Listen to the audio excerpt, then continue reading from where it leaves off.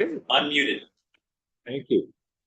All right, I would like to open up the San Lorenzo Valley Water District Board meeting for July 2nd. It's 5:30. And Leah, would you take roll call, please? President Russ. Here. Vice President Lake. Here. Director Smalley. Here. And Director Bowles. Here. We have a quorum. All right, very good. All right, are there any changes to the closed session agenda? No, sir. No? Okay. Any oral communications? Anybody out there with their hand up? There's somebody online, but they don't have their hand up. Okay. Very good. Then why don't we adjourn to the closed session? And we'll be back at 6:30. Okay.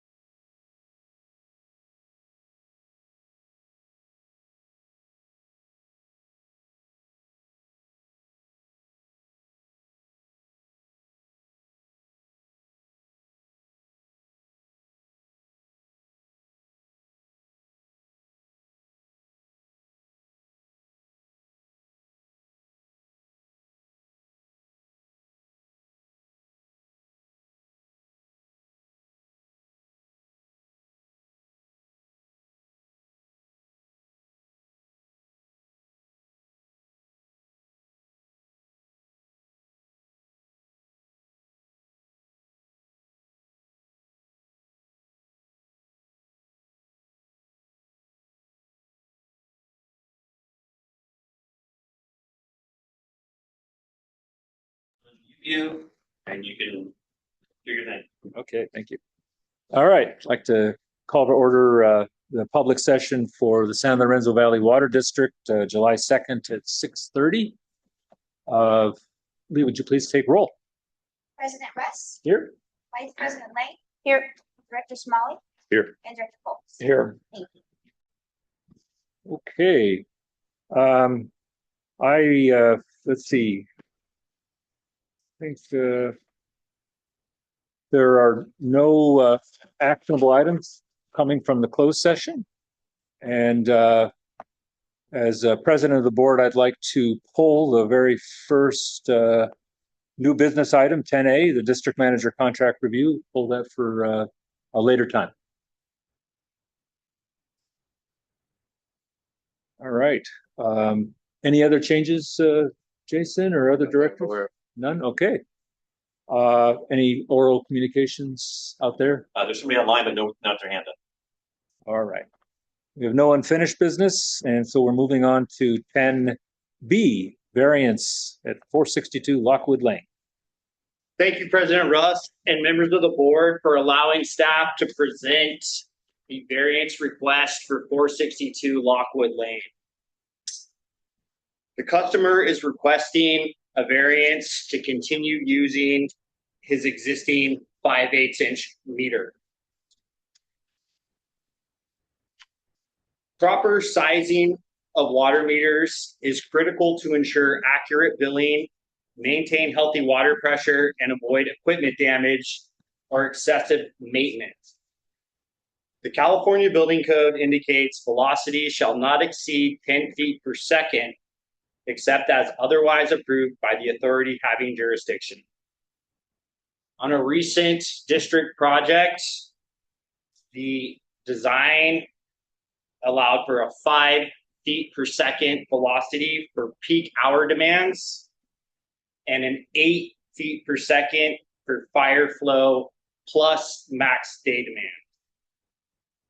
And then the other issue with inadequately sized pipe or meters is you can have pressure losses. So water velocity and energy have a direct exponential relationship. As the velocity of water increases, its kinetic energy increases proportionally to the square of the velocity. This means doubling the flow speed quadruples the water's kinetic energy, making high velocity water an immensely powerful physical force. Setting a maximum velocity in water distribution systems is critical to ensure system longevity and minimize operational issues. Limiting water velocity can avoid turbulent flow. It prevents excessive friction loss and physical damage to plumbing components. So if you have a given pipe diameter, you can calculate the maximum flow rate based on if you set the velocity to a maximum. For instance, if you said, I don't want the velocity to exceed 10 feet per second, as is indicated in the building code, a 3/4 inch pipe, maximum flow rate would be 13.7 gallons per minute. If you went to 1.5 inch diameter pipe, so double the velocity, double the diameter, you can get 55 gallons per minute with a 10 foot per second velocity.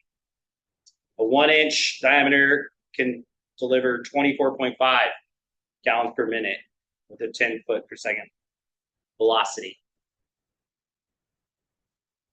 So in the memo, I've kind of spelled out the background of how the district was contacted. This is a routine occurrence where if someone's doing a remodel, a new house, or they wish to have their meter upgraded, they're adding fire sprinklers. If they're, for whatever reason, they want to have their meter sized properly, we use the California Building Code. There's something called a fixture count. The customer will submit the floor plans that show how many toilets they have, how many sinks they have, how many dishwashers they have. Each plumbing fixture has a value. You add up the numbers, and that total determines the size of the lateral from the main to the meter and the meter size. The district does not evaluate the plumbing plan from the meter to the actual fixtures inside the house. That is beyond what we do. We just size the meter. So for this particular house, it's a remodel. It's an existing, I think it was a 5-bedroom, 4-bath house. And the idea is that he wants to remodel the house to turn it into an ADU, a junior ADU. That's an accessory dwelling unit, and to have the main house all in the same building envelope. So he's not necessarily expanding the outside walls of the structure. He's just repurposing the inside of the house. Now he is adding, a kitchen for the ADU. So there is some changes from the original use, some added plumbing fixtures, and so we let him know. Actually, the building department from Scott Valley reached out to us, and we issued a letter saying that we could serve the property, that it would require a 1-inch meter. The customer reached out to us about the cost to upgrade to a 1-inch meter. We gave him the cost to upgrade to the 1-inch meter. Unbeknownst to us, the construction was completed. He did not upgrade the meter. He wishes to get a variance from the water district to keep his existing meter, and staff is recommending that we do not grant the variance and that we stick to the plumbing code as we would for any other customer. And with that, I can take any questions you have. Thank you, Garrett. Yeah. Just to start the discussion here, so he has not changed the number of toilets or bathtubs? And he hasn't, so he's added kitchenettes, and so only the kitchen sink is new? Is that what he's saying? So the request for variance includes a description of what he is changing. Right. So I could read that to you, or you can read Well, it. I had read it, and he's only referring to kitchen sinks, and I just want to verify that. The existing house as a 5-bedroom, 4-bath house. For fun, I ran it through the 2022 plumbing code to see if his meter was sized appropriately in the past. According to the 2022 building code, even with the existing condition, he would have needed a 1-inch meter. Okay, thank you. And then he does reference in his request, I guess some California laws that reference, ADU, and that you can't, change things. And Gage, I did want to thank you for joining us. Did you have a chance to look at that? Does that apply here? So yeah. it applies, but not in the way that he's saying it does in the variance. What that government code section 66311, what it says really is that the district can't require for an ADU like a separate direct meter to the ADU in addition to the meter that's servicing the property in general. It says that you can't consider the ADU a new use when you're calculating your connection fees. But that's not the same as prohibiting a required upgrade when it exceeds the fixture count thresholds, as Garrett has already described. So I reviewed those code sections cited in the variance request. I didn't see that any of them really support or I guess prohibit the district from charging this upgrade fee if the fixture count has been exceeded. Okay, thank you. Yeah, that was my reading of it as well, and I just didn't know for sure if California's carved out a special exemption here to encourage ADUs and not have connection fees, increased or whatever. Okay. So why don't we start? Alina, would you like to comment? I mean, I guess law is law, and we should be following that. So it's even across the board. And I worry about even allowing it a variance, and then the house gets sold, and someone's like, "Oh, this was never sized properly," and maybe that's not disclosed, and we've allowed that as the water district. And I think just being in fairness to anyone else, whoever submits anything in the future, that we have to go by the rules. So I feel like it's pretty cut and dry. And I know it's unfortunate that they have to spend that money, but there's rules for a reason. Okay, So. thank you. Mark?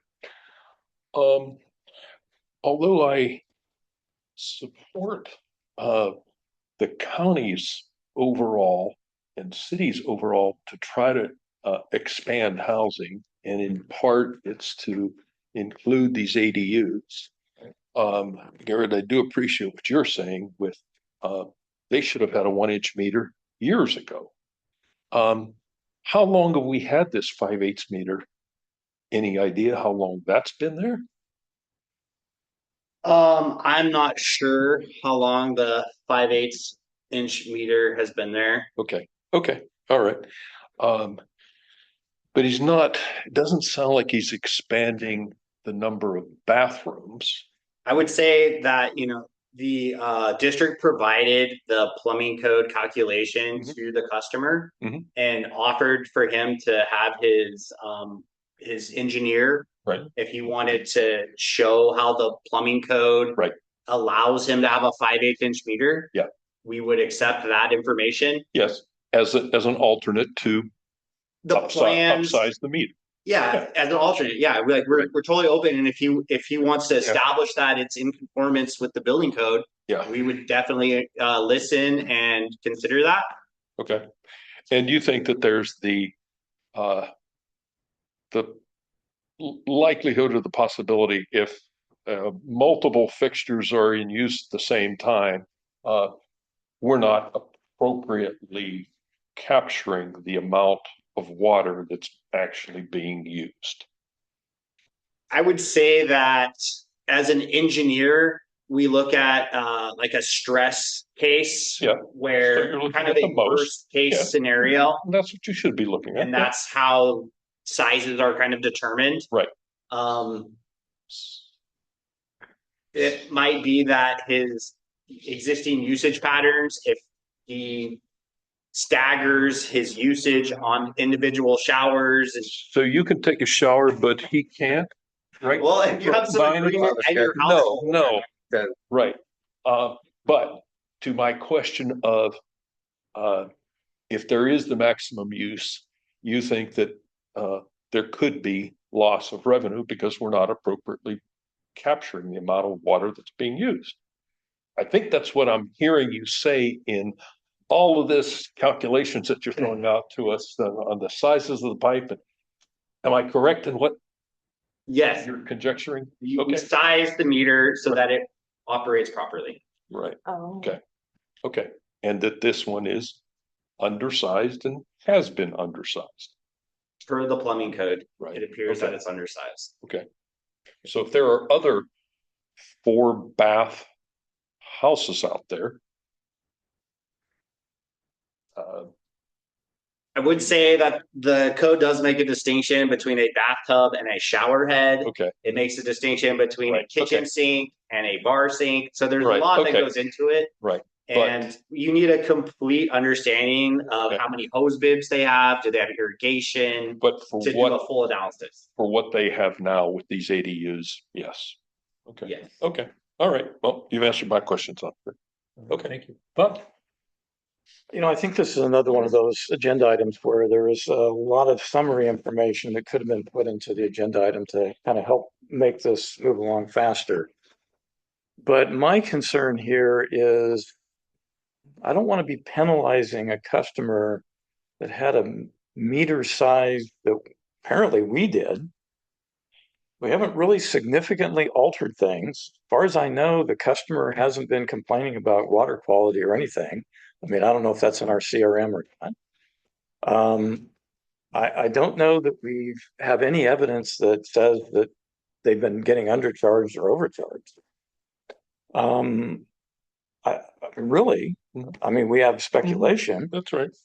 And so it's almost like now we're trying to go back and retro fix something that should have been done differently by the district in the past and make the customer pay for it. I'm a little concerned about that. I get that we want to do things right going forward, and we should be. I think it really is key when that meter was put in. I mean, if it was put in 20 years ago, 2021, holy cow. I mean, that's fairly recent. Yeah. And we didn't size it properly then. I would like to suggest maybe we do a compromise here. Because I think, by the way, do we know is the line from the main to the meter a 1 inch or 3/4 or 5/8? It's 3/4. Oh, ouch. That's bad. So, I would guess that when the meter was installed in 21, they removed the old meter and put in the same size new meter. Would be my, does that sound right, Jesse? Kind of. Here's, I know where you're going with this. yeah, I mean, look, there's a lot of things that have been done in the past that weren't done right. And we all know that, and we encounter that every day. But to make the customer pay full freight for that is not fair, period. I would be in favor of charging the guy maybe for not the meter upgrade, the whatever it was, 7,000, but maybe just the installation fee, since we have to go in and we have to upgrade the line from a 3/4 to a 1 inch. That's about the 3,000. That's the 3,000. Yeah. I cannot support charging the guy full freight given the circumstances that I'm hearing tonight. And I just want to be clear, there's a 3/4 inch line that we're gonna then put a 1 inch meter on. No, we would have to do the 1 inch upgrade. That was what was said in there. Oh, okay. Yeah, so we have to go to the main and Right. install a 1 inch Okay, service lateral to Right. the meter. to the meter. Oh, okay, Yeah, otherwise. Okay. Right, okay. I missed that part. So I think as we charge him whatever the actual number is for labor, I don't think we charge for the meter because we screwed up. I mean, 2021 is Recent. recent. Why was that meter change in 2021? Who knows? Could have, Typically, there's malfunctioning, could, so we would just replace it in kind, because if we were to put a 1 inch meter, the customer or, would have to start being charged for that higher fee. when or they was do this a replace it. new build in 21?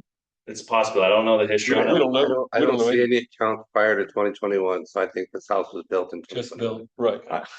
Oh, So, no, Okay, so so I agree with. Yeah. This particular meter, We screwed up. yeah, this particular meter was actually installed in 24, so they just replaced the 5/8 In with a kind. 5/8 in 24. it might have been it was malfunctioning because it was undersized. Could be.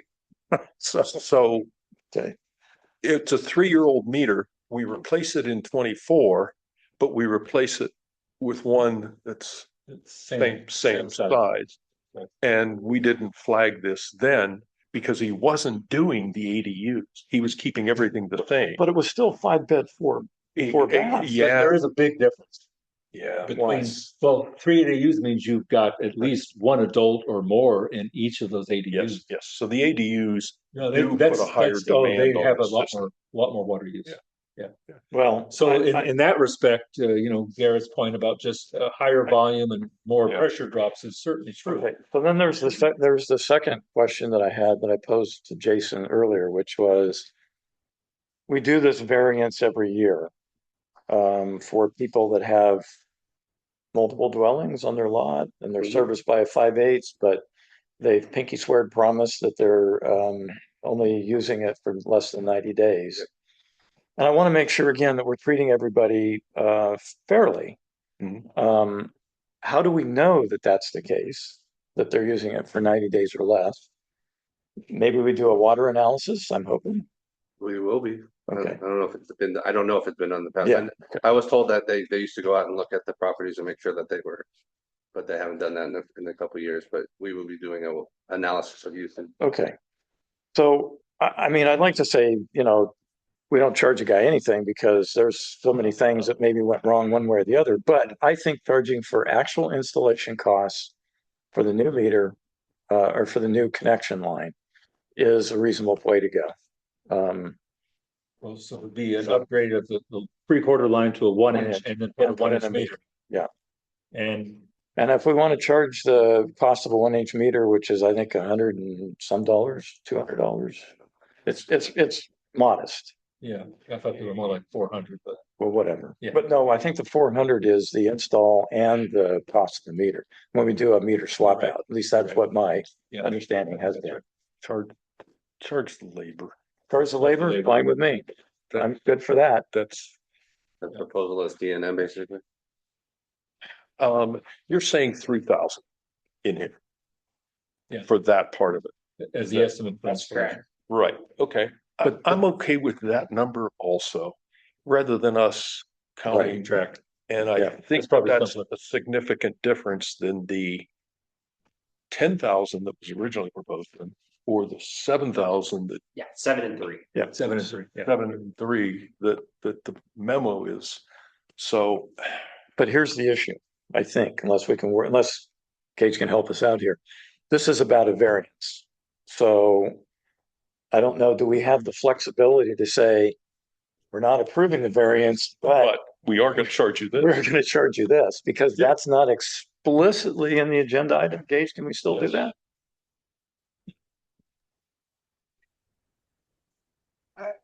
I mean, really, it's almost like you're granting it in part, which is one of your options. It's not black and white, approve or deny. You're considering the variance. Okay. All right. So we could amend the variance to, There's no variance. no, just no variance. That we basically effectively, we would effectively reject the variance request because we're not doing that. We're just saying, hey, you're getting a 1-inch connection for $3,000. And you got a deal. Yes. And I don't know that that needs to even be a motion. Does it? Well, we have to take formal action on the variance, though, don't we? Or can we Yeah, we ignore have to the vote on the variance variance. request? I think we have to vote on the Yeah. variance. Right. You Okay. need to take an action on the variance. Yeah. Okay. But Then- if you're But we giving could- staff direction separately in how to treat the charge, maybe that's different. But you do need to take action on the variance. Could we reject the variance and as a board charge them $3,000 for the installation? And waive the upgrade costs on the basis that it was incorrectly done. Well, just waive the upgrade costs. Is that, I'm a little unclear on whether it was incorrectly done. Because what I heard is that it was installed in 2021, but based on the 2022 standards, it required. There's no way that standards changed that much in 22 that a Guaranteed. 5-bedroom, 4-bath house would have been okay with a 5/8-inch meter. Guaranteed. Yeah, it was undersized originally. So I don't really want to get into a lot of why it's the way that it is. I mean, that's going back in history and we don't have the ability to do that here. I just want to say we reject the variance. We authorize Here's what we're going to offer you instead. Here's what we're going to offer you instead, the $3,000. We're waiving the connection charge upgrade. The meter upgrade fee of $7,052. No reason why, just Yes. straight, that's what we're doing. Or is it plainer just to have him submit a new variance? We reject this one and he submits another one? No. We don't want to go down the variance route. Okay. I agree. Okay. We're rejecting the variance. Yeah, we're rejecting the variance, but we're authorizing the district to charge them $5,000, Yeah. to charge them $3,000 for the installation of the 1-inch line and waive the meter, whatever it is, fee, Right. meter connection fee. Yeah. That would be the Because most- you're as you pointed out, there is no variance. If he's going to be upgraded to whatever's required by code, then Right. he's not varying from that requirement. Right, correct. Yeah. So the variance is, as you pointed out, the variance is the correct way to go. Okay. So I think we've got the framework of a motion. Yeah, we've got the framework of a motion. But we need to ask if there's any- Exactly, right. Is he attending? No. No. No. All right. It was built in Right. 2000. Any public comments? You'll with your hand up. Okay, I'd like to make a motion. Oh, I just wanted to know that the APN is incorrect in both locations. So. The APN is, Is incorrect Oh, on it's the incorrect? agenda item. It's supposed to be 02113223. That's it. I believe, right, it's 462. Is it? 462 Lockley. Yeah, so the APN is incorrect. I was trying to put it to the GPS and it wasn't popping up with your number. well, that's interesting. Okay, so one more reason to reject it, but But I Does- don't know that, We did the, it's, okay. but I I'd don't like to know make that. one additional comment. Does the board have any existing policies with fee waivers or anything like that? We don't explicitly, Correcting a mistake. but I think there's always special cases, Gage, Yes. that I just Yeah. wanted to make sure in case we did, we want to make Yeah. sure we were doing it consistent with the policy. And But believe- I do think as the board's corrected, it identified you're correcting a mistake. Okay, so I'd like to move that we reject the variance request for parcel, I want to get this right, Elena, 021-132-23-00. There's no zeros at the end. No zeros, okay. 021-132-23. Charge the charge the owner $3,000 for the installation of a 1-inch service line and meter and waive the meter connection fee of $52. $52. I'll second that. President Russ, Yes. Vice President Lang, Yes. Director Smalley, Yes. and Director Fultz. Yes. Motion has passed. Okay. Moving on to the next new business, 10C, proposed system consolidation policy. Yeah, thank you, President Russ. Right. So I'd like to take a couple minutes to just kind of give a history a little bit and give some acknowledgements because the majority of this legwork was done by Directors Fultz and Smalley. They presented me when I first came on board with a consolidation policy, and I've too quiet. Nope. And I've been working on it since then, and this is what's before the board tonight. So higher the state just in higher costs and stricter state regulations have really pushed small water systems to the brink of collapse, and any sort of natural disaster or crisis just pushes them over the ledge. We've seen that with Big Basin, Forest Springs, and Brackenbury. So some highlights in this consolidation policy is first, it does not commit the district to any consolidation. The board retains full discretion at every stage to proceed, condition, or decline. Second, it protects current district ratepayers. At the time of the application, the policy is clear that no consolidation will be approved that requires a subsidy from those that are district customers at the time of the application. Third, it gives us a defensible process before we spend staff time or district resources on any consolidation request. The requesting entity must execute a pre-consolidation agreement that requires reimbursement of our costs, consultant fees, legal expenses, and staff time. And after meeting with President Russ yesterday, he brought to my attention that maybe we should have something in there about letters of intent. So I worked on that today. The draft that was presented to you in front of you now has section 10, which states that under safety code, section 116682, the state water board has the authority to order consolidations of a failing water system into a receiving district like ours. This new section makes it clear that even in that scenario, the same protections apply. A letter of intent commits us to nothing. All binding steps still require a public vote on by the board, and we retain the right to negotiate terms and protect our ratepayers exactly as we would with any voluntary request.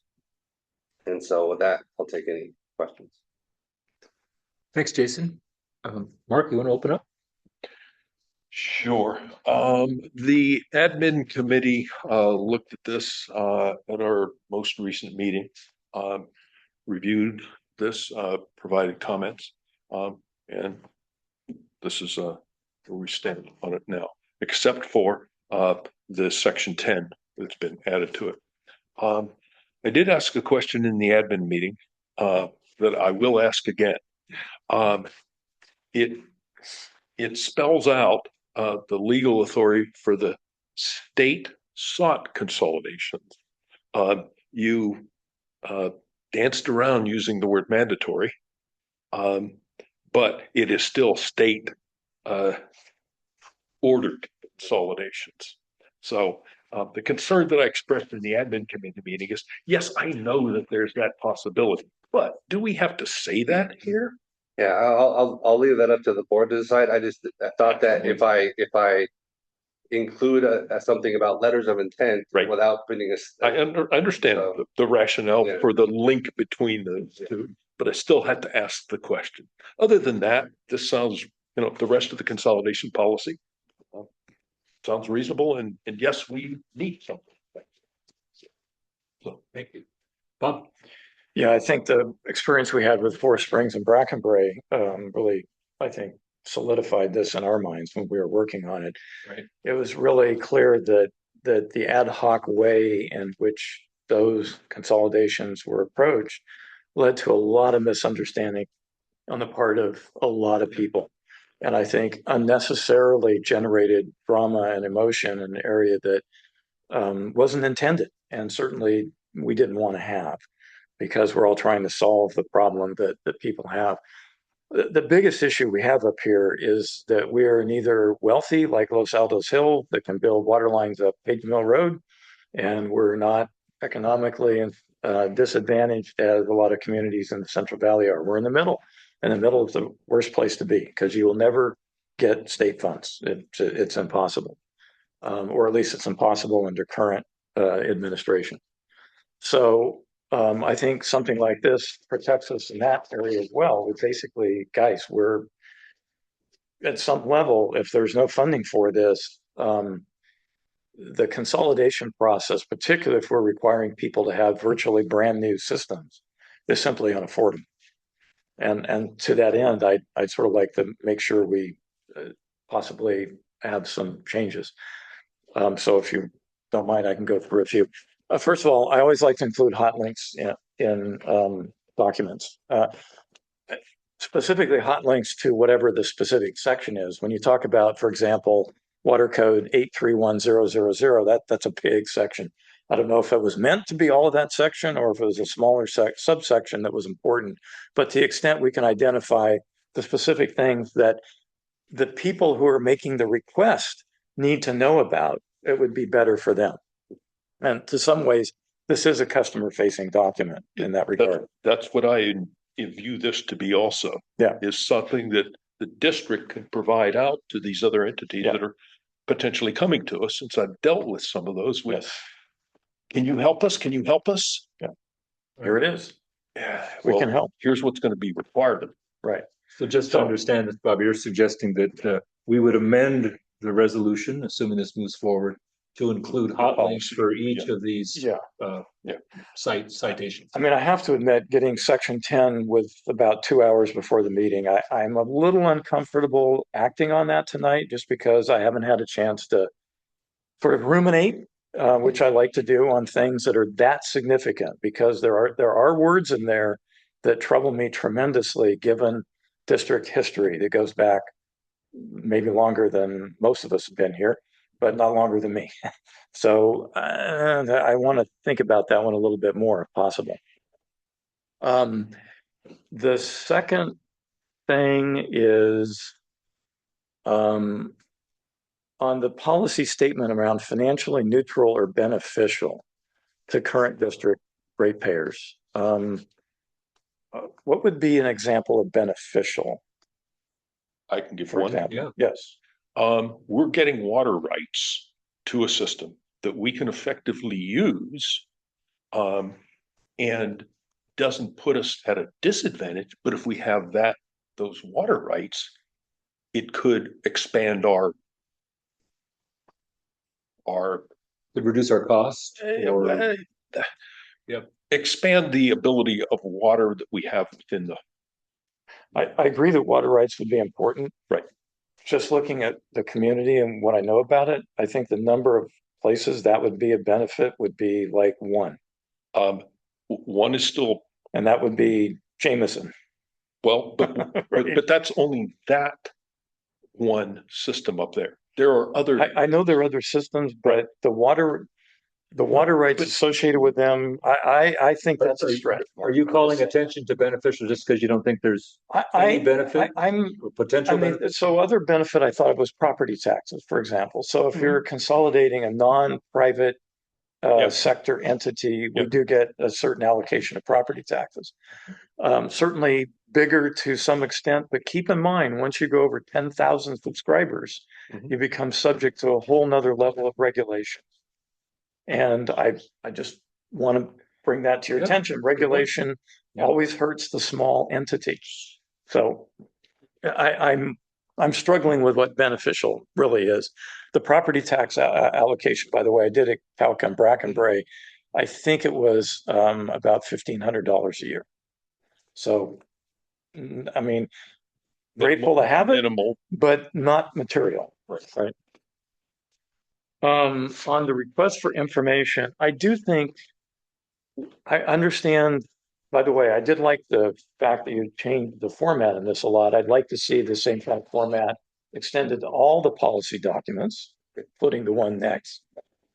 But sometimes brevity isn't necessarily good when you're working with people that may not be as familiar with what you mean by the term governance document. So in that case, saying something like, including but not limited to articles of corporation, As an bylaws, example, examples, yeah. Yeah. I think that would Yeah. be really, really helpful in that. I agree on that.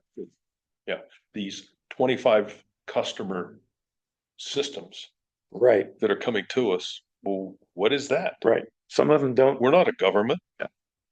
So that'd be like a board, they have an informal, that sort of thing. And I do know we get to some of that later, but it doesn't have to be in the RFI, but it needs to be somewhere, right? I also think that it's important to get any legal and operational contacts. Do they have a lawyer? Do they have somebody that runs the system? Typically, these mutuals and other organizations do. I think the member roster is critical for property tax calcs and just verifying that, in fact, we would be eligible for that. When it comes to the infrastructure compatibility, I get where we want to go with this. I truly do, because when Felton was consolidated, we got a huge number of customers, big thumbs up in that. We didn't have to pay for the system, but we acquired their liability. And those liabilities were both in the form of loans and infrastructure. I get that. But it is unreasonable to expect that a new system is going to be able to come up to these kinds of the compromise that I had proposed before was district fleet average. So if 50% of our pipe is 6 inches and above, they have to meet 50%. Because right now, the last inventory we did, 50% was below 6 inches, meaning not fire flow capable. I don't want to make the bar so high that we're basically saying it can't be done, period. Because if we make it 8-inch minimum, we're out. No one's going to consolidate. Is that the objective? Well, I had a similar concern when we discussed it at the admin meeting. And I believe that Jason's point to that was the board can be flexible at that, but here's what the district would like. Must is different. I understand. And when you say must, you introduce more drama and emotion into something. When let's say Brackenbray came back and said we really do want to consolidate this time. None of their systems 8 inch or above. I agree. And this is, to me, this infrastructure is going to be an issue no matter which one of these entities come to us, because of the 4 that I've been involved in: Brackenbray, Forest Springs, Big Basin, and now this River Grove. Yeah. None of them are there. Right. And so but I think it's reasonable to ask that they come up to whatever our current level is. Anyway, I'm not asking for comments at this point, just putting things out. Okay. Yeah. The next one, well, maybe there's not a next one. By the way, overall, since I had a lot of input into it to begin with, I thought it was really good. And I think it's important that we do this kind of thing. But there are some things I think we need to take care of. Now, in terms of the state sought consolidation, the thing that I really was concerned about is first of all, the notion that the state can do this and make us do it, that's troubling, but I get that that's in the law. But the third bullet under 10.2, the clause absent board action expressly authorizing such a subsidy. I am completely opposed to that.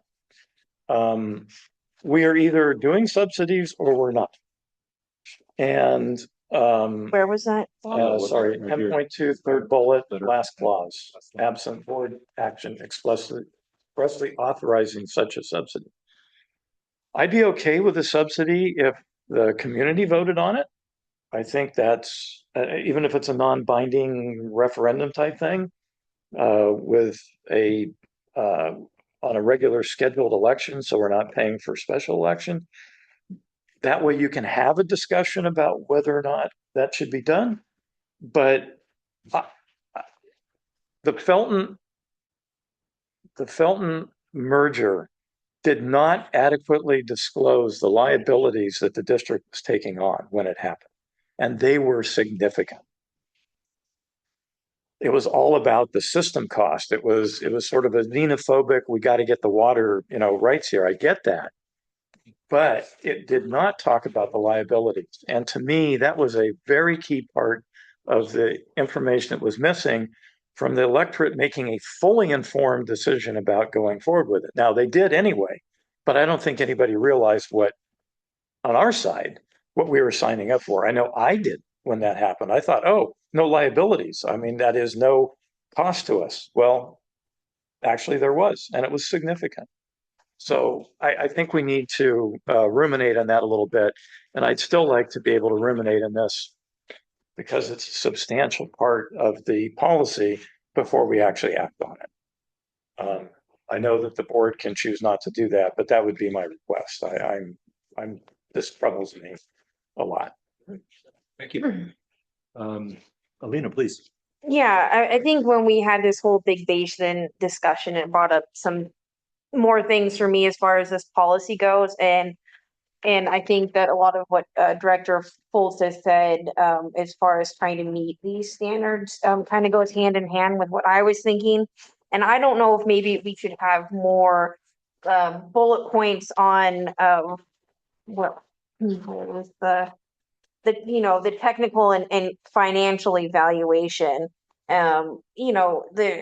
There's some more things maybe we should have in there, like making sure we list out, like we want a full infrastructure inventory, and that's age and condition, maintenance history, getting a picture of like the true condition of the assets. When we're talking about, the Felton, making sure we're reviewing their water rights, looking at their leak history, break frequency, if that is there, and any water loss status. And we know how much like that, that was a big question when we asked her that we could get funded for that water loss. So, making sure maybe we do leak detections on their systems before we consolidate, and then really understanding their financial obligations, whether that's debt or reserve. So maybe we need to kind of finesse more of like a checklist of, we need to look at this, whether it's the SCADA or, their telemetry, electrical systems, or everything, just like have that spelled out a little bit more. The original draft had a lot of that checklist stuff.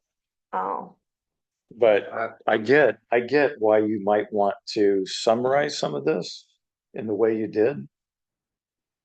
But at some point, you're going to need everything she talked about. No, and I get that, but if you find the district that has all that stuff, they don't need to consolidate with us.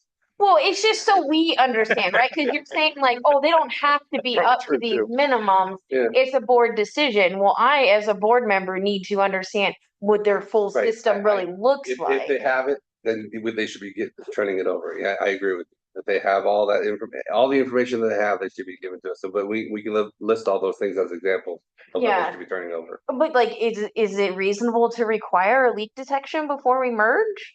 I don't think you would necessarily need to do it. Now let's say this, if it was a system as large as Felton, for example, you might want to do a leak detection. If it's 25 people, you might not. For something like Felton or even Big Basin, you can look at Basin for sure. the total input to the system is, and then how much are they billing? And that gives you at least a ballpark of what you're losing. Somewhat, yeah. Yeah, then that's a situation, they're putting water into the system and they don't have meters on some places, so They don't know. they don't know. They don't know. So again, your leak detection makes sense. Yeah.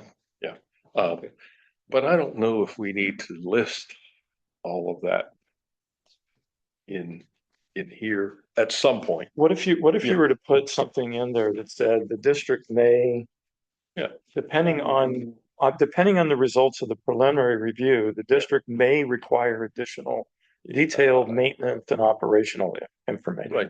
Or you can just put it in as an appendix. An appendix is often used that if you want to look at it, fine. If you don't want to look at it, that's fine too. But the essence of the document is without the appendix Yeah. being there. Okay. Yeah, that's another way of doing it. Because they're all good points in terms of what you might want. Yeah. Okay. Well, I in general thought that the proposed policy was pretty good, and I appreciate the comments that we've gotten into. I guess the question is, I heard, a few changes. There could be amendments that we could add right now.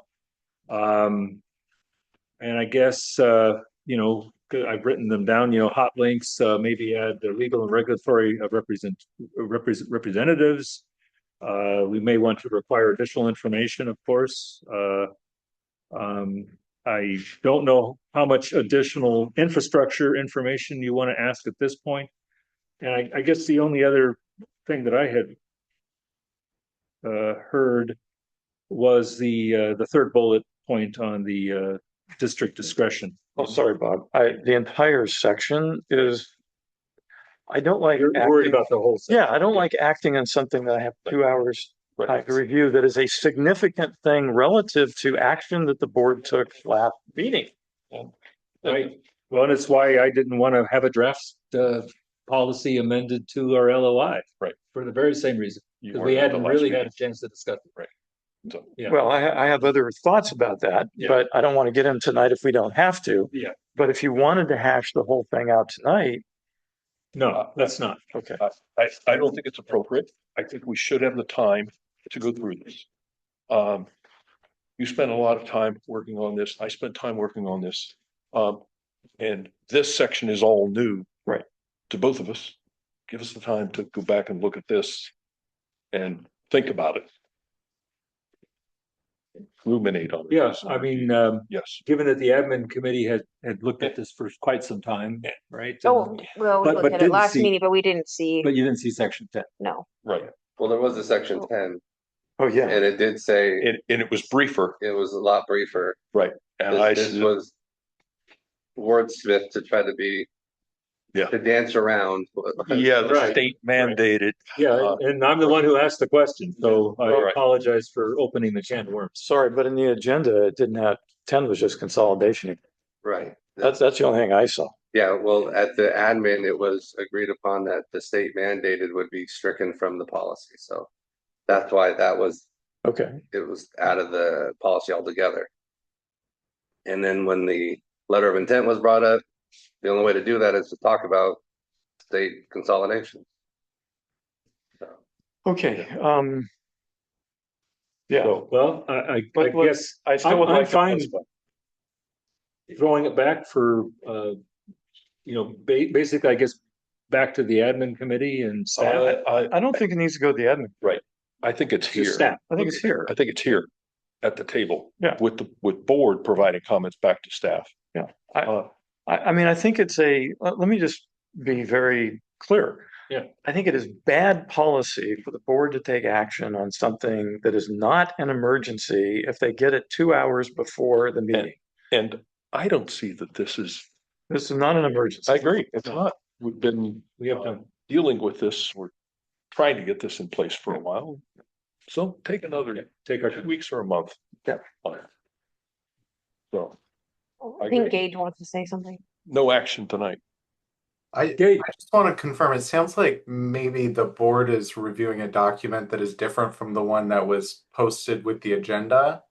And so I just want to make sure that that has been made available to the public for Brown Act compliance, that there's 100%. copies available in person, and that you've updated the link on the website.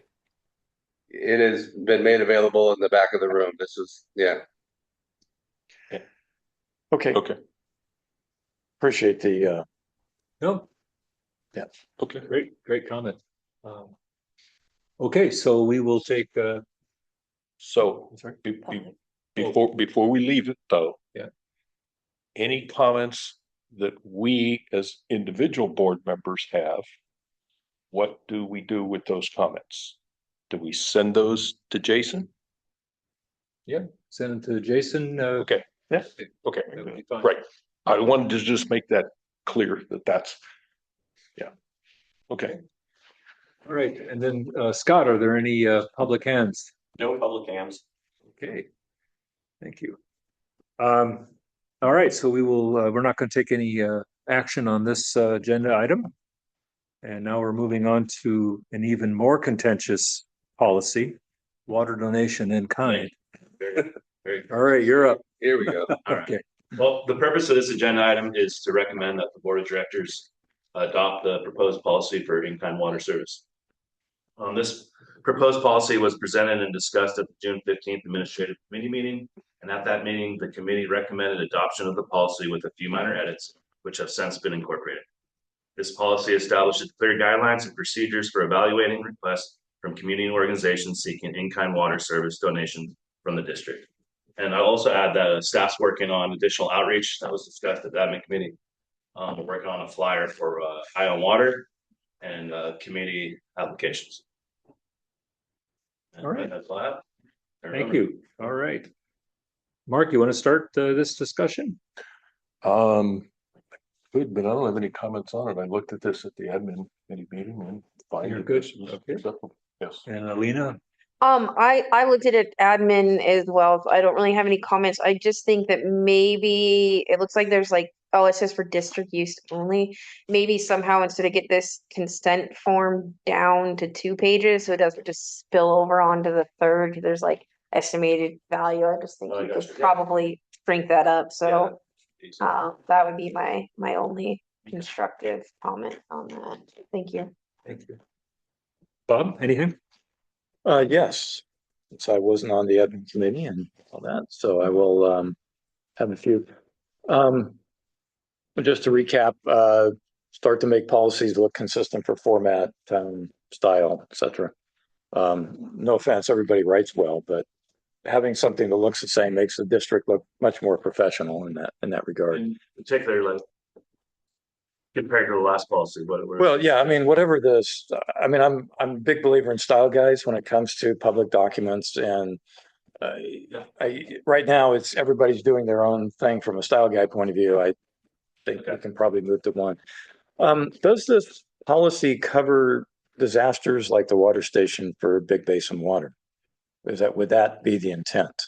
No, that would not be a that wouldn't be an in-kind service. That would just be something that the district, yeah, that's a good point. I would say, But the provision of water to Big Basin, which we've done off and on for many years now, right? Mm-hmm. That's a significant contribution that we made to the community. I'm happy we did it. I was in favor of it. I think there was board action on it. I can't remember. It's been so long ago. But it doesn't have to be part of this policy. We can always treat disaster stuff separately. But I was just curious if it was. it wasn't. Okay. No. On the nonprofit, the IRS code, we did assume all C subsections. So you don't have to be a C3, you can be a C4, C5, C7. That was the intent, Bob? Yeah. It's not just Certainly C3, C3 is the, but not just C3? but no, you're right. This is open. Okay, Yes. so I want to make sure everybody I had understands that noticed this that too. covers That's all right. subsections of C. Yeah. So that doesn't, so C3 is that's tax deductible donation. C4 is more of a social club. They're not tax deductible, but they're still nonprofit. I also want to make sure that we understood that if you forego registering as a nonprofit with the IRS and you do it as a California, that doesn't mean you're tax exempt. So I want to make sure that we're not knocking people out if they're not tax exempt. Is that the understanding? They can be a nonprofit under California code. They're not tax exempt under federal code at that point because they're not a nonprofit under federal tax. We're okay with that. Okay. Yeah. Because, there's different kinds of organizations. Could even be a religious organization, could be a mutual benefit organization, public benefit organization that registers strictly under California code. So if a church came to us and they wanted us to do something, we would consider them no issues with that. I thought it had a line about that. There was line about political affiliation. I don't know anything about it. But a nonprofit, I mean, this is where I want to be very clear about what it is we're signing up for.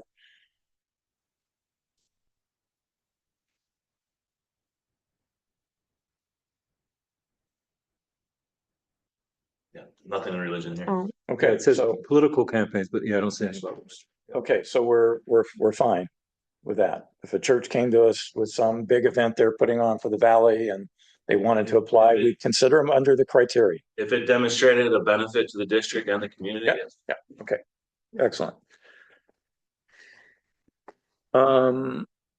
Other entities sponsoring events that provide a clear public benefit, but that would also exclude for-profit organizations as the criteria down below, right? Okay. All right.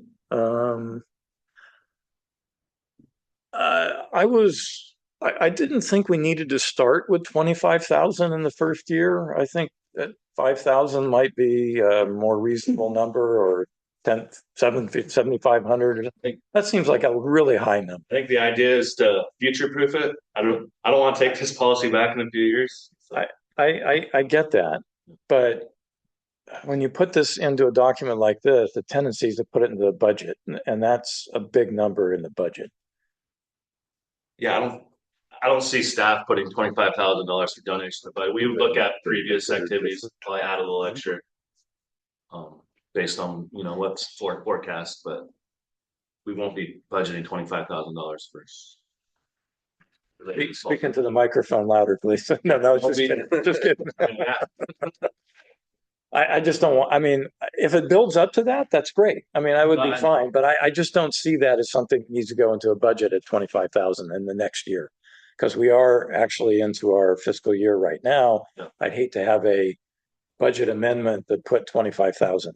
As long as you say we're not going to do that for this year, that's cool, right? Absolutely, yeah. Like 5,000. You're in the finance committee, Bob, right?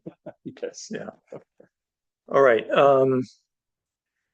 In terms of evidence of insurance, do we have specific requirements for the amounts and types of insurance? I know that 1 million sort of used to be the requirement. Do we have any of that we would require as part of this policy? There's not a level of insurance requirement in the policy, no. Do we care? I don't think we care. I think for the community event, I don't think. So when we say amounts acceptable to district, we should be able to specify that unless you're saying it's a case by case basis. I think it's case by cases. Manager Okay, discretion.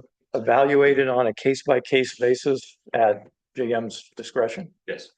Would that be language we could add in here? I think it's somewhat.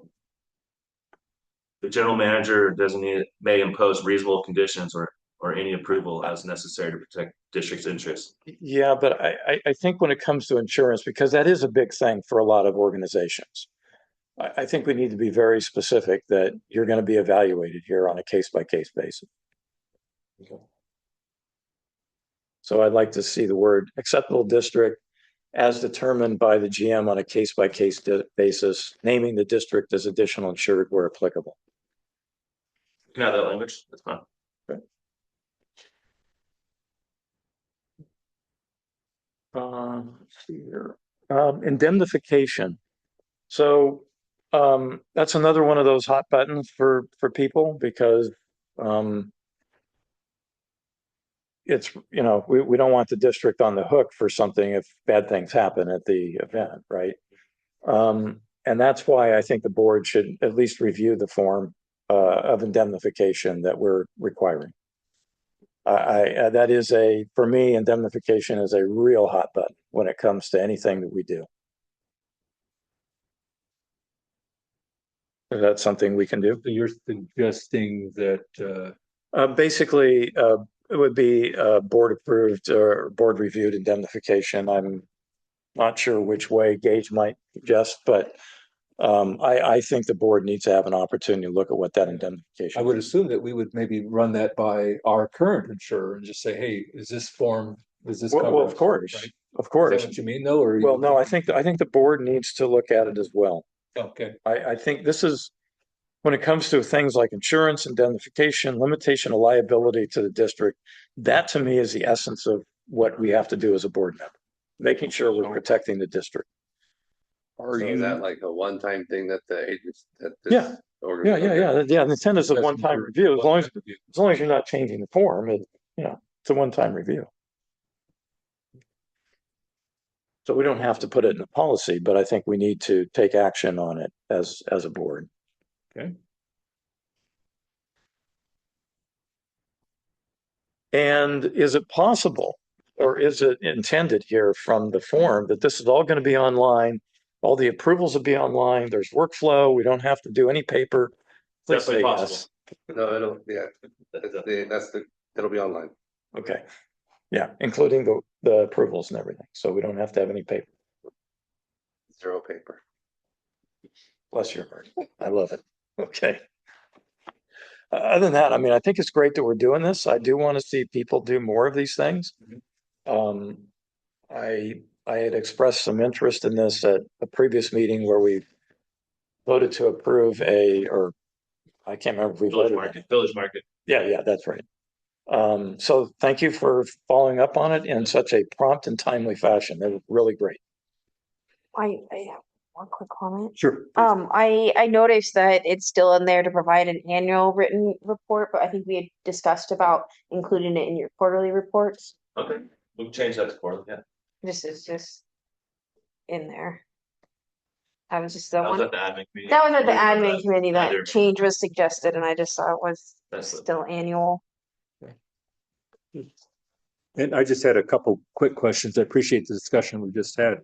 What has been the cost for the few in kinds that we've done over the last year or two? Isn't it like around 3,000? So historically, we've really only done one a year. Historically, up to like about this last year is Okay. the mountain fair. Oh, yeah. Yeah, that was $3,000 to $4,000 is a good estimate. I think I said 3,600 when I brought it to the board, a couple months ago. Okay. More recently, we've been doing events at for example, the Village Market, where we just set up the water station, and that's just a couple $100 in staff time. Isn't the big difference that we're actually sponsoring at the Redwood Mountain Fair? Is that or is it staff time? It's operationally, the big difference is we have to bring a water. There's no water service there at the Roaring Camp, so we have to bring in the water tank, which is a lot more staff time, back teas, etc. Then we have to have someone on staff during the fair to be there just in case, because there are components for the water station, what we use for the supporting Big Basin at times. We just set it up to existing connections that are connection, and we can. So the increase is staff time. Yeah, a little bit of lab, but mostly staff time. Yeah. And so you're proposing 5,000 per event here just to give you some growing room or some additional staff. In 5 years, if we don't, there actually probably something there to look at the policy within 5 years, but it's the future proof. I don't expect any event to be going over $5,000 in the near future. Okay. All right. Let's see.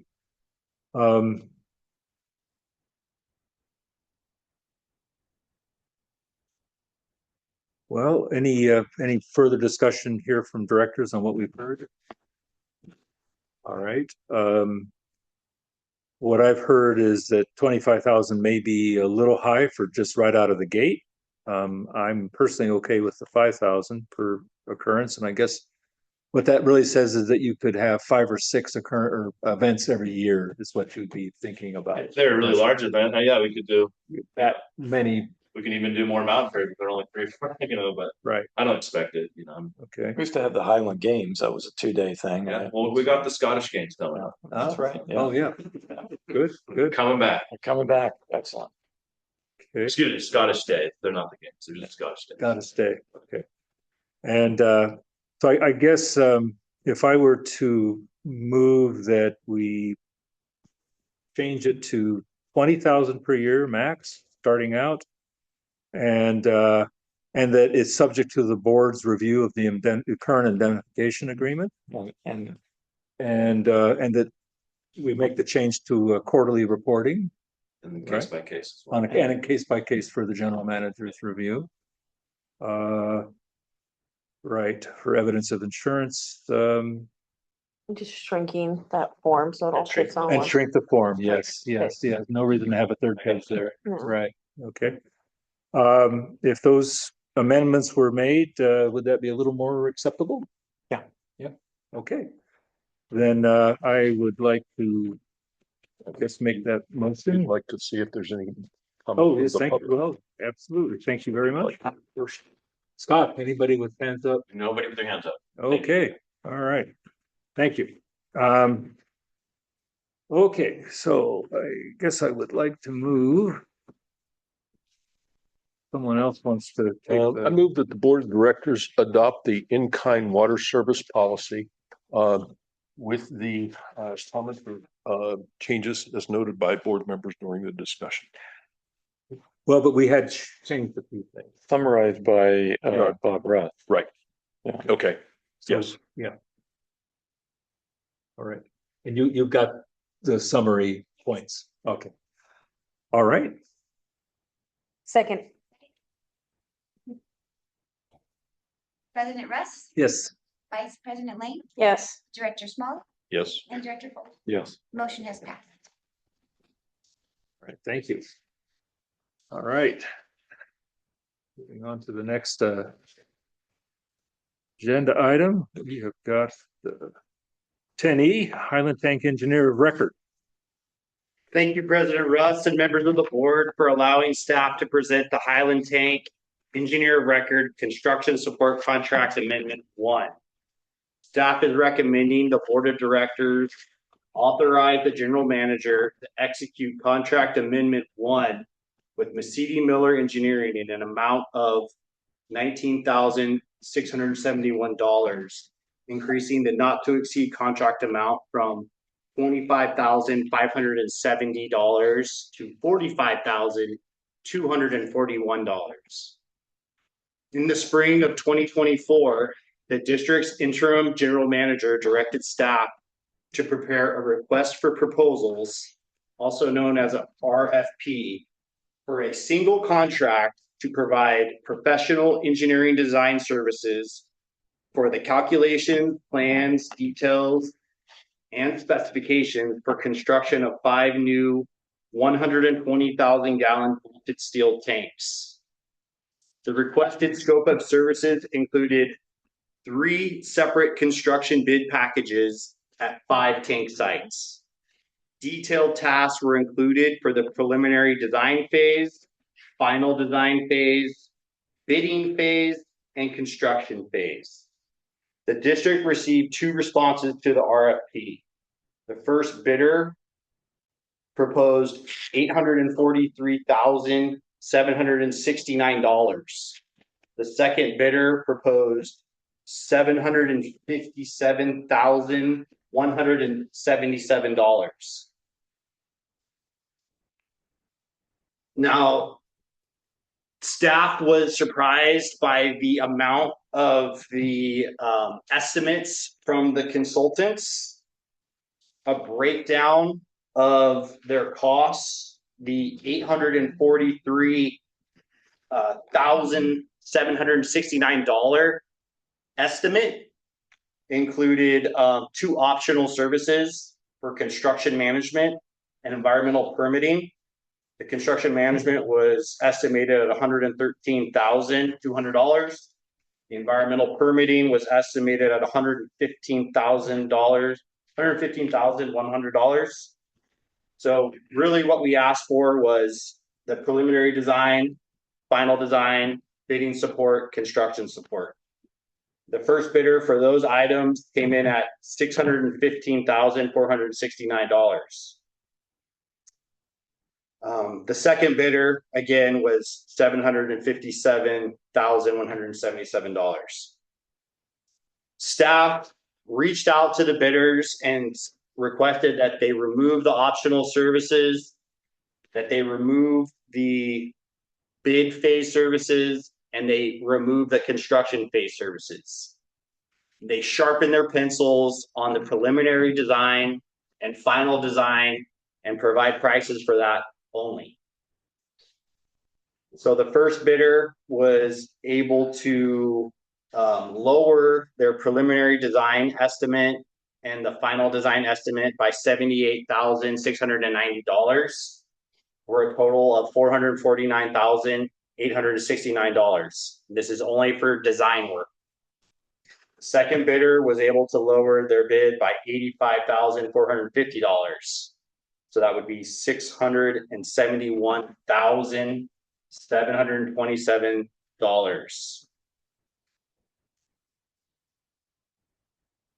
The district's professional services agreement is essentially a time and materials contract.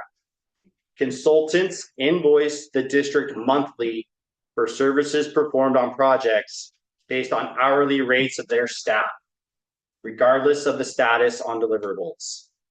Construction contracts are different in that bid items are paid based on percentage of completed work by the contractor.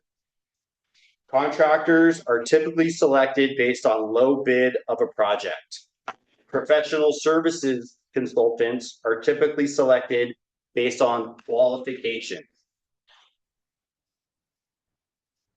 Now, based on previous projects, on July 15th, 2021, the board of directors awarded the engineering design of the water main relocation plans for the San Lorenzo River Bridge crossing and the Kings Creek Bridge crossing to Mesiti Miller Engineering, an amount not to exceed $152,568. Currently, there's a remaining balance of $34,455.77 on that purchase order.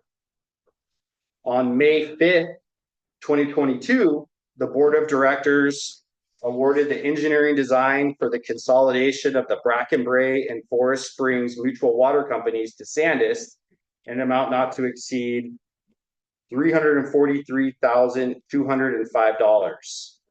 Currently, the not to exceed is $963,995. There's a remaining balance in the PO of $109,495.24. District staff cares very deeply for the financial health of our organization and is excited to complete projects at the lowest possible cost. Even though Mesiti Miller Engineering had a higher estimate, staff recommended to the board to proceed with Mesiti Miller Engineering for the engineering design of the district's Department of Water Resources Urban Community Drought Relief Water Storage Tanks Replacement Project. On June 6, 2024, the board of directors awarded the engineering design of the project to Mesiti Miller Engineering in an amount not to exceed $671,727.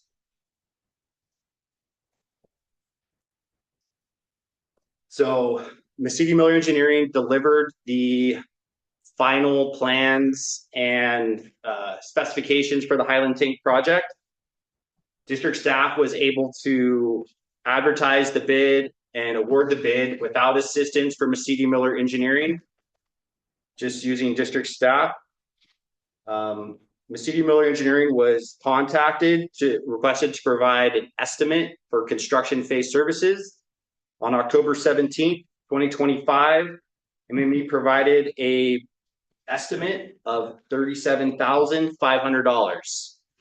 Staff reviewed the proposed services, requested refinement of the estimate, and Mesiti Miller on October 27th, 2025, provided a revised estimate for the $25,570.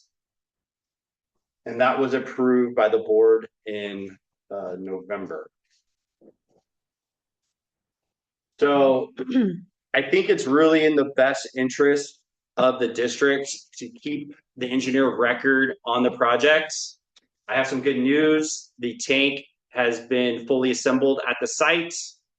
The contractor is projecting filling the tank on July 27th. at which point we will be able to remove the temporary tanks and then install the fencing and the final touches, and we might be able to finish this job early. As a matter of liability, the engineer record is typically kept on during construction. They provide a letter at the end of construction indicating that the construction is in conformance with their design intent. As the authority having jurisdiction, we can proceed without the engineer record if we so wish.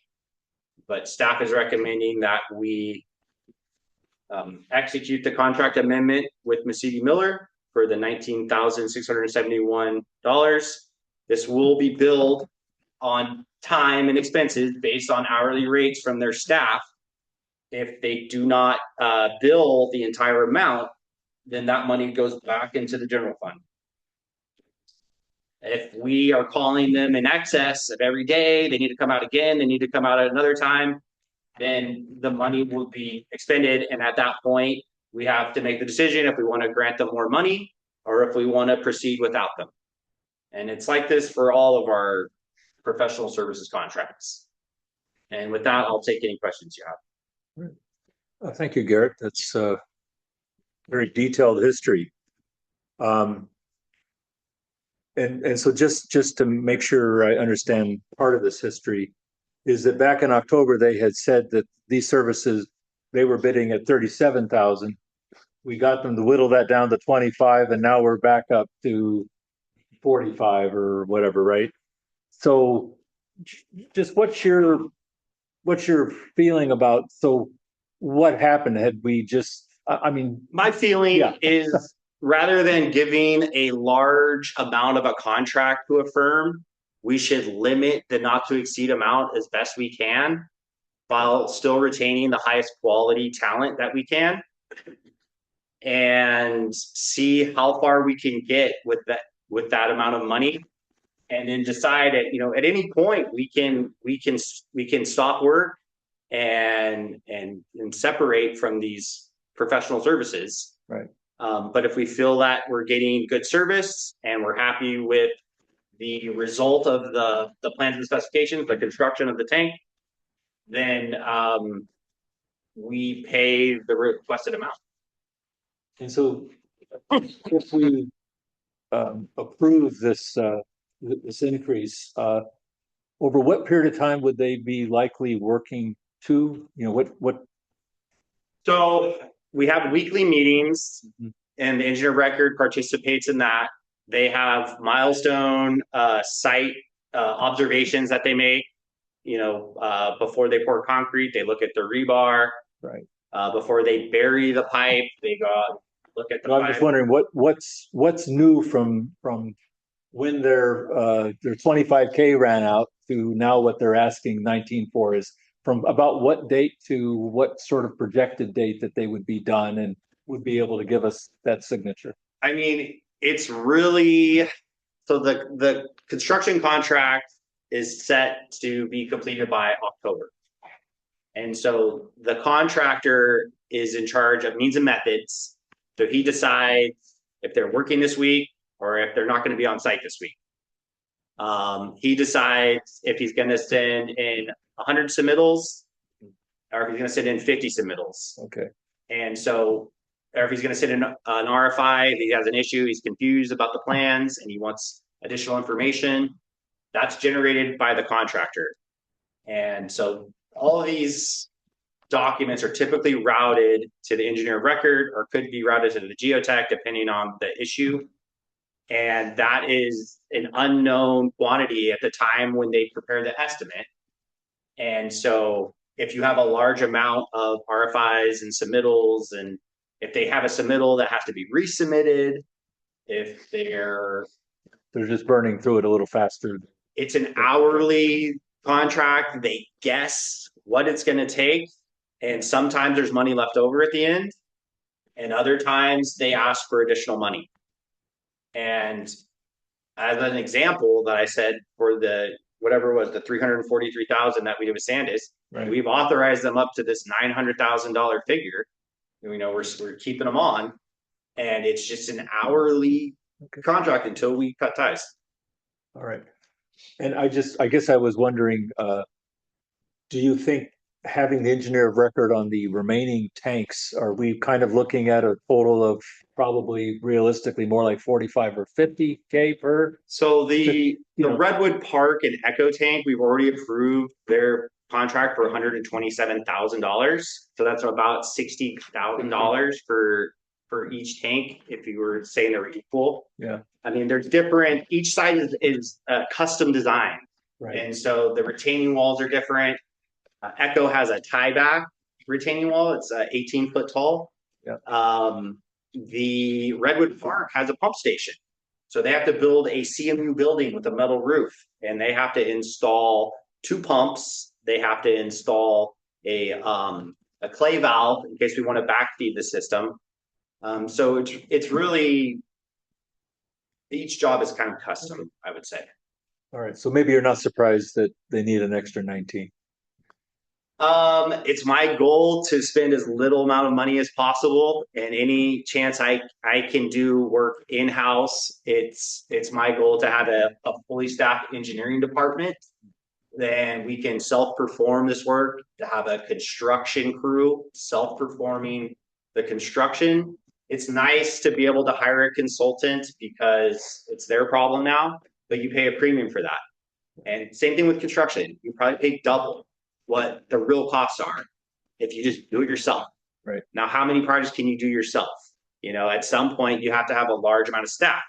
So maybe there's long-term costs for the district that it makes sense to pay double to a consultant, that if we just pay a one-time fee of the 45,000 or the 900,000, whatever it is, and they go away. Okay. And we don't have to deal with it. Okay. Thank you. Thank you for the explanation. Let me move on. Mark? We need to, you want us to approve this contract amendment from MME. We issued them a contract back in October for 19 or for 25,000. Yeah. 25,000. Correct. We now need to increase it by almost another 20,000. What was the basis for you setting up that 25,000 previous? Was this an anticipated construction time of X months? What was, how did you? So the consultant provides the estimate, and Right. it looks like a table, and Right. then they have different rates for the So- principal. So what did they put in though, as far as their anticipated time frame? Because they must have had. Well, originally it was 37,000 and then they dropped it to I 25. understand that, but for the 25, was it 3 months? Was it 12 months? Was it, there must have been some number Well, of months. it was known that the contract for construction Right. was to be completed in October. In October this year. Yes. Okay, all right. So when we gave them the contract then. Yeah. We anticipated that this was going to be a year of construction. Yes. Yes, okay. So we are 9 months into it, 8 months into it. 8 months into it, money's. They still have, my understanding is there's still $5,000 in the PO right now. Of the Of the 25,000. 25,000. And based on their burn rate. They are anticipating that they're going to need this additional $19,671 to complete the project. So. It may or may not, it most likely will not be that amount. But, so they have 5,000 left. They've spent 20,000. Yes. They've expended 20,000 Yes. to get 9 months through. Yes. Roughly 8 months through. We're almost done. Okay, we're almost done. Okay, they know they're going to go beyond the 5. But Typically they bill us for the past month. Right, okay, but and it's variable depending on how much services they provide that month. Right. And they're So basically on call. If we so were call they them a lot. I understand that, but were they as compared to what we thought they were going to be doing and to what they thought they were going to be doing?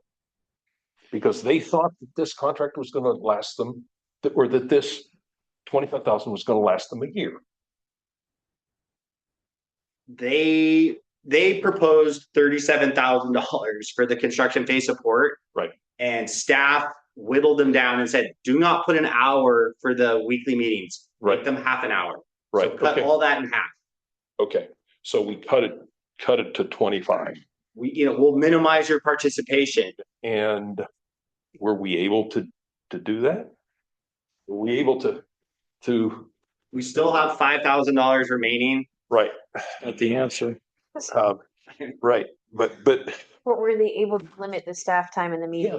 yes, were we able Adhere to that. to do what we were thinking? Why do we set it up for 25 at the beginning? Okay, this is gonna be about a year. We're at 8 months now, got $5,000 left. 20 by 8, so we spent about 2,500 a month. Am I doing that right? So this gets us about another 2 months, another 2 months beyond that's another 5,000 to take us through October. Am I missing something here in the math? And I'm just the back of the envelope math. That I'm I would trying to just do. say that the estimate is not binding for I them. understand that, but if we give them 19,000, they're going to spend 17,000 of it. I don't know that that's true. I do. I expect that they will spend 17,000 of it, or on that order. Time expands to meet the available budget. Yeah, vacuumic. Well, we try and limit the budget the best we can for that reason. So Yeah, so far you've actually done a reasonable job. If they've spent Ah. 20 over 8 months, right, close to it. right. It's actually Yeah. closer to the 37 number, but Whenever Yeah. if we can handle it internally without the engineer record, Right. we would. However, Right. it's in our best. I'm not saying, don't, I support the engineer of record concept. Yes, we need them on board. Okay. What I'm struggling with though is the 25,000 initially that we're close to being done with the work and they got 5,000 left, but then we need a budget amendment that's 80% of the original. So It's still less than the Redwood Park and the Echo estimate of 60 grand. We're still saving 15,000 compared to that.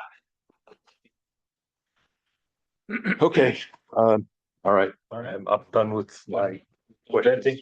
okay, Yes. good. Mhm. Okay. Yeah. Bob, Well, as near as I can tell, I think it's the fence, the hydrant, and fixing the road that, had to get dug up to connect the new pipe, and doing something in the drainage trenches. It doesn't look like there's a lot more left to do. Now, maybe this is covering the huge inspections they did while the bolted steel tank was going up, and they haven't billed for that yet. But I'm kind of with you in this. By the way, the intro that you gave was incredibly detailed and great. One of the issues I have, though, with doing this more extemporaneously is it doesn't include that information in the agenda item for us to be able to review. I can't follow things like that. I'm probably not as smart as you are, but I can't follow things like that when it's being done extemporaneously. I have two questions about that, which is, we got the big number up front. We're getting all these numbers now piecemeal. Have we done a comparison to see, well, hey, should we just done the big stuff up front versus trying to do it piecemeal? I get your approach to that being, do it piecemeal, but I want to see the evidence that's actually had paid off, because it's not clear to me from any of the numbers and information here that is the case. It may be the case. I just can't see it at this point. This is the area that is the most troubling to me relative to cost management, simply because it looks to me like we haven't yet finalized on the approach that we want to take to get the best value for our money, and that we seem to be doing it more on a piecemeal or ad hoc basis. Maybe that's the right way to go, but I want to see evidence of that. And I'm still troubled by the fact that, like Mark, we're almost done with the project and yet we want another 80% of what they've already expended. That doesn't make any sense to me either. At least not with the things that are still left to be done.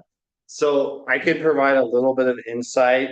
So the original bid for the so Miss Edie Miller was the $757,177. Please don't do it in real time. I'm not gonna be able to follow. I agree with Bob. I can't follow all the numbers that I you're would- throwing out. If you That was summarize my them in a major report, comment. Is I if you was waiting for summarize them in a numbers. report, Yes, yes. then I That we can follow that. look at the numbers. Because I do know, right? Ahead of time. Yeah. But to do this on the fly and try to write all this down. Can't be no, done.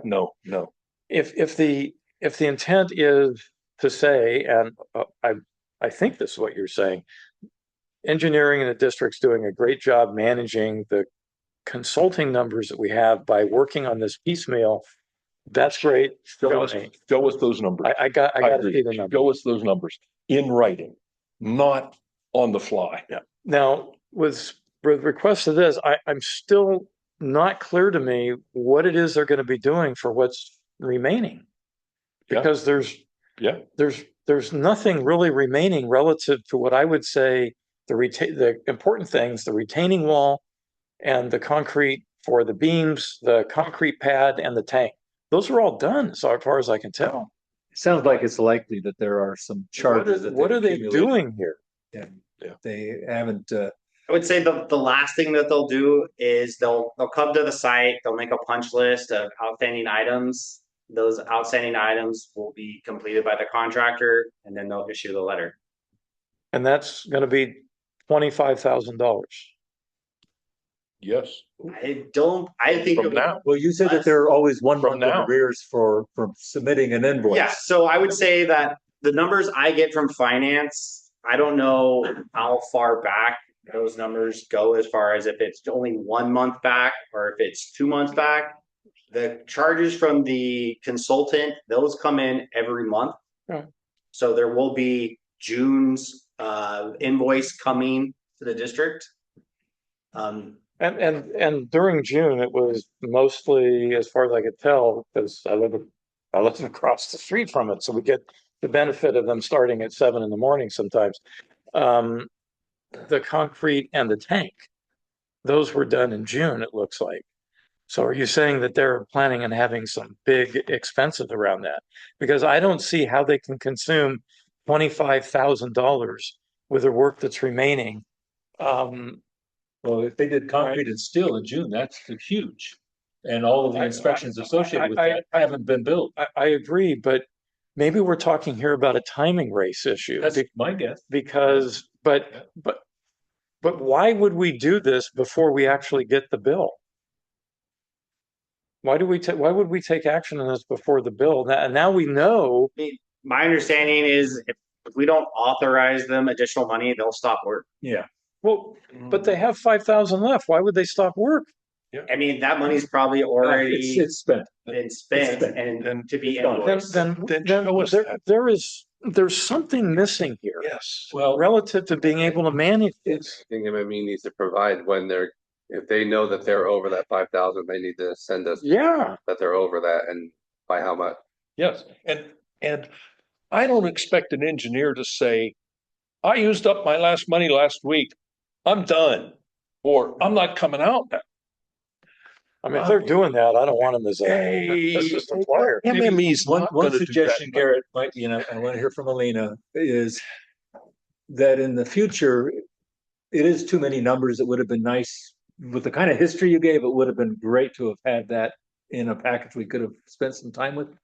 But also, when it really looks like it's right down to the wire and there's only 5,000 left, it might have been worth a call to them and just say, hey, where are you? I need to report to the board what's coming in June about kind of what amounts. Do you only have 5,000 left? What's it going to be? Are you going to be billing us 10 or 15?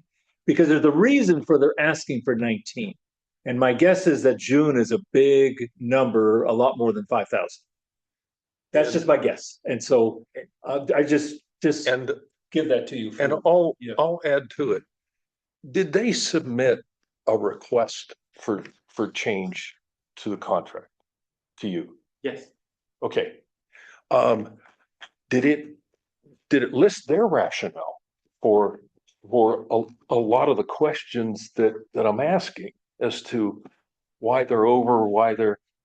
Yes, they have a letter and they have a Fill that to us all, Phil. I'd like to see. I'm not ready to say yes to this tonight. I don't know about the rest of I'm the not board. either. But show us that. Maybe there's something in there that I can see that's doing that comparison for, well, you told us you needed to, but we did the following additional 8 things that you were telling us we weren't going to need to do. Something like that is what I'm expecting an engineer to do. Do you recall if the spreadsheet, what date does it start on for where they need additional funds? I don't recall, Okay, but I can provide all that. yeah. I mean, it sounds to me like we're kind of operating in like a pass-through mode at this point. And I understand that from a time point of view, but ultimately what we're trying to get to is how do we better manage this from a cost control point of view and from all of the things that we want to do relative to reporting on the capital improvement projects, where we are, et cetera. There's something missing here, and I don't know if it's a disconnect between our finance and their finance, or you and finance, or everybody, but something's disconnected. So I'm not ready either. Alina, please. Sorry.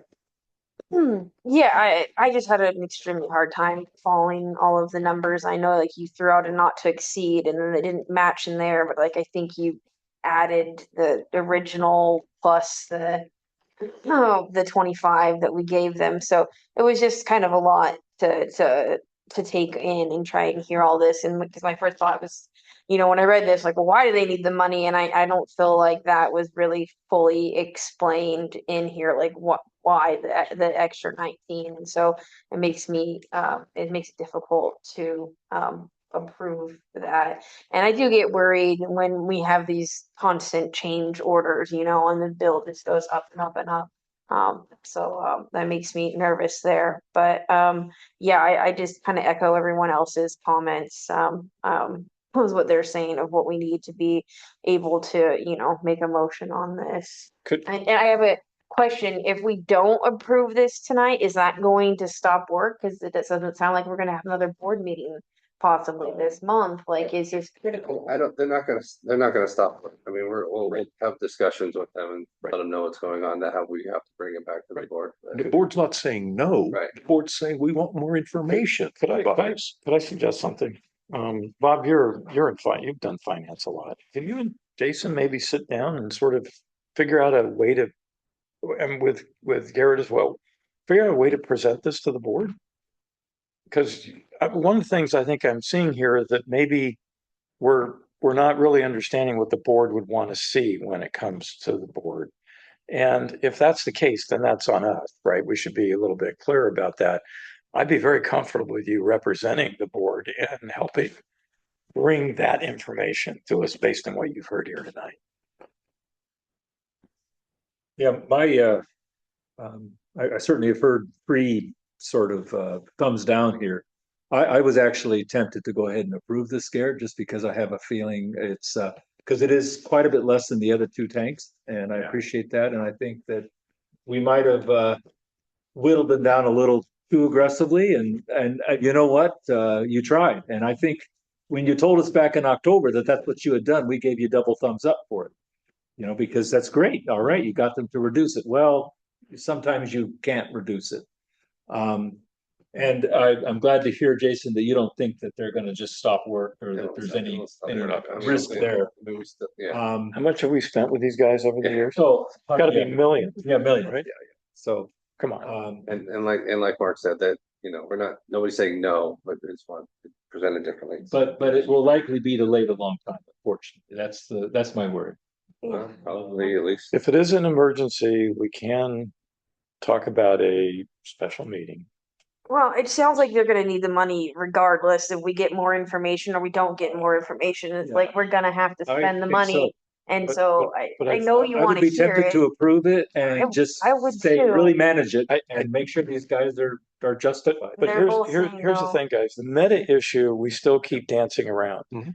And until we actually take this next step that Mark was talking about, we're never going to deal with a meta issue. That's why at this point in time, I'm not particularly inclined to go forward yet until we actually take the step. Well, the meta issue, as I understand, is Because we've had this conversation how many times over the last 6, 7 years? It's got to be a dozen times. Could we approve a smaller amount? Maybe just to buy some time? Jason can approve a smaller. No, we don't operate that way, Oh, okay. right? Because it's a bigger, we don't operate on an extension to an existing contract. But Jason has already indicated they're not They're not going to stop. They're not gonna stop work. They're not gonna, and that's the important thing. They're not gonna stop work. They're not gonna not be the engineer of record completing this project. We're gonna hash out the budget. We're gonna approve some budget amendment. My hope is that it's half of the 19,000, or it's less than half of the 19,000. But no, I'm not ready to say yes to this. Because if in my opinion, if I say yes to this at this point, this is the end of it. We're not gonna come back. we're not gonna come back to this. No. We're not gonna come back to this. We're not gonna get the level of further insight into this. So. Make a motion. yeah, it sounds like a motion would be pointless, right? Be 2-2. Be 2-2. That's fine. Right? Yeah. Let me open it up to any public discourse. Nobody with their hand up. Okay. Right, so it looks like this is being thrown back to staff for additional information, and I am happy to spend some time with you and Jason. And, you know, the meta issue in my mind is Like the past invoices? well, it's what's important to present to the board that's not going to take hours to get through, but that really gets to the heart of why is this change order being requested? What has happened since it was approved 6-7 months ago or 8 months ago that requires the additional funds? And it may be very well justified. There was more work at the site or more inspections, problems, whatever. Meetings went long. Yeah, meetings went more than, they were more than a half an hour. That's all legitimate. And so we just want to, because we're just seeing the 19 and it's 80% more than what was originally approved. And it's like, and only, 4 months left. So, I could read the letter that we got, if that helps, but I don't know. well, I think at this point, we're going to let it go. Okay, Garrett, I apologize for not getting you something. it's fine. I mean, the board's wish is my command. Whatever you guys want to do is what I want to do. I think this is what they call an after action report, but we're doing it sort of before the final action has taken place.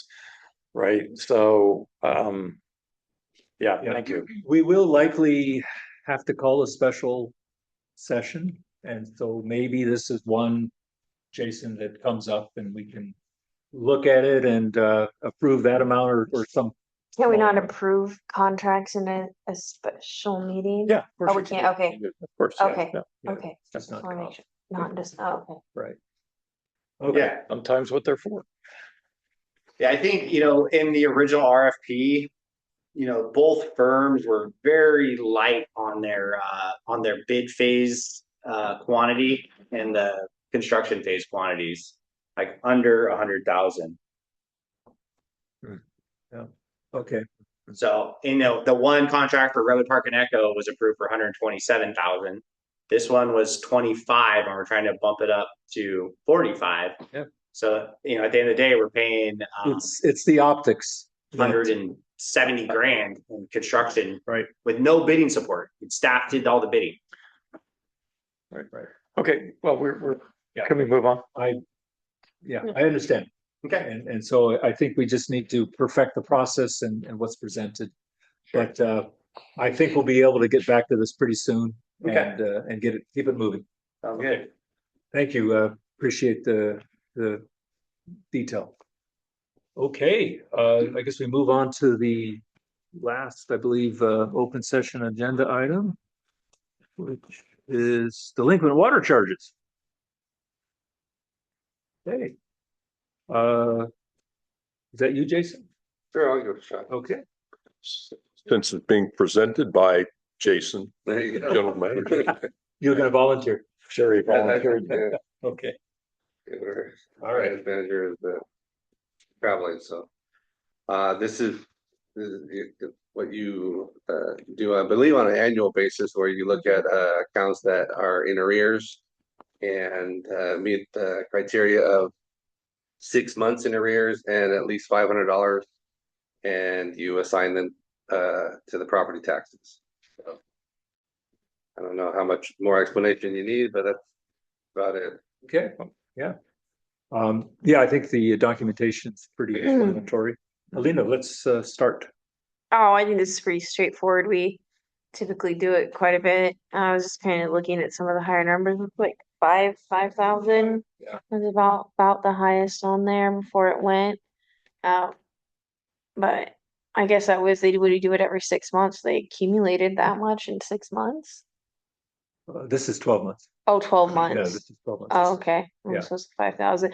No, I don't really have any comment on it. I followed the discussion when we decided to start doing this to try to get some revenue back, and I think it's an important process. It's at minimum 6 months, more, maybe the most is 12 months, I don't know, but Oh, okay. they have to be at least 6 months in arrears. Oh, At least at six. least 6 Yeah. months. Okay. Could be longer.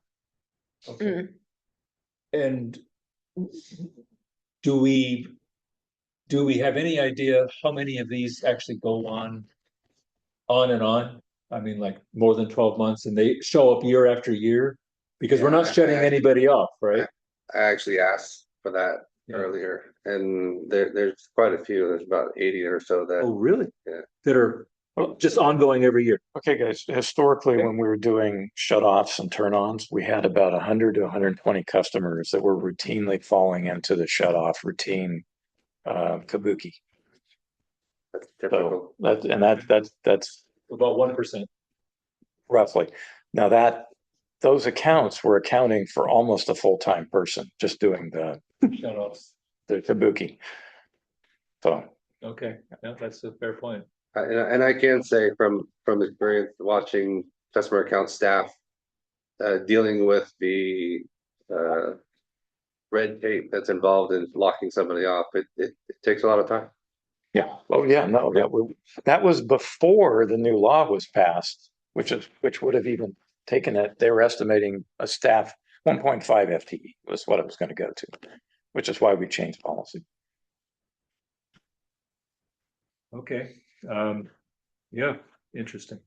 So if we have 80 or so every year after year, we're basically just having a accounts receivable that's gonna wait until that property transfers to finally get those funds back plus. Well, unless they pay their property taxes, at which time we would get reimbursed. Well, this is the essence of the question that I have, Yeah, I don't know. which is, Yeah, of all the money that we have sent to the county for property taxes, how How much much do have we we get? actually received? Yes, yes. Because if we are continuing to build $300,000 a year balances and we're getting nothing back, we may need to relook at the policy. yeah, I have Because a, we did the policy originally under the explicit understanding from one of our board members who had been doing this at another water district, that we got the money immediately. I don't think we do.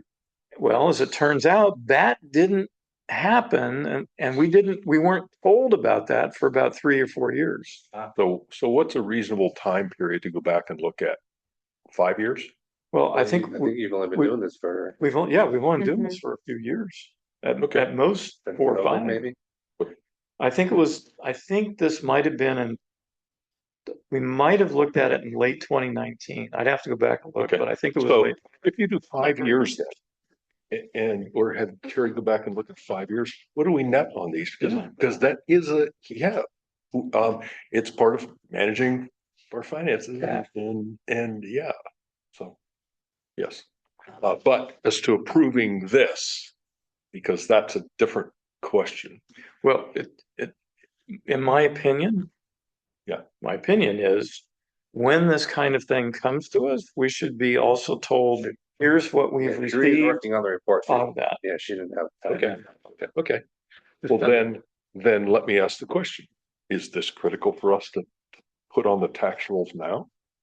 Or? Yes. Yeah, It'll be done yeah, before the there end is a time, there is a Okay, time. there is a time. This, Yeah, there- Okay, we need to vote. It actually was amended to this agenda because we weren't so sure that we're gonna have another meeting this month. So. okay, I understand that. Okay, that, yes. There is one point on the memo where it says staff sent out the first round of letters on April 23rd, 26th. Final notice was sent out on May 26th, 2025. So you figured out how to travel back in time by, All right, so, all right. Any other comments, Bob? Gage does have his hand up. Gage? I was just going to offer if you wanted a brief overview of what is required these days to shut off customer accounts.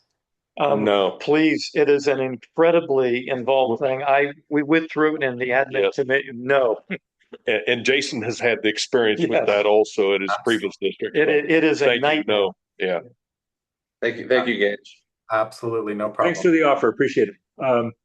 I think it's So- also a policy from our board. They don't really like to do shut-offs. Right, Since water understandable. is Yeah, a human right. we didn't, I mean, that was one of the reasons for doing it, but we also did that change under the understanding we'd get We were gonna cash get the faster, money. Yeah. right? And so my future recommendation would be maybe an analysis that really does go back and look at what have we received? And then is this 80, 100 people just consistently every year? So Yeah. that obviously is a different situation, in which case maybe we do shut-offs for some customers who are just Right. freeloading for years. We have to change the policy if necessary. If we've got $1.5 million outstanding receivables and it's 80 customers, we're gonna have to change the policy, in my opinion. We're running. Because that's just a money drain. Yeah. Okay, so any other comments, Lena? You're No. doing any public? No, sir. No one. Okay. All right, I move to adopt the resolution improving the delinquent water charges that shall be submitted to the County of Santa Cruz for collection on the property tax roll, and authorizes the district to enter into an indemnity agreement and to provide additional information required by the county. I'll second. President Russ, Yes. Vice President Lang, Yes. Director Smalley, Yes. Director Foltz. Yes. Resolution will be added. Thank you. Okay, thank you. All right.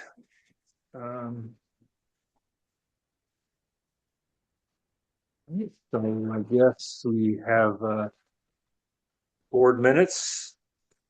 Are there any changes that any directors have for the board minutes? I think you want to call for unanimous consent unless someone wants to pull it. Assume unanimous consent if unless someone says otherwise. Okay.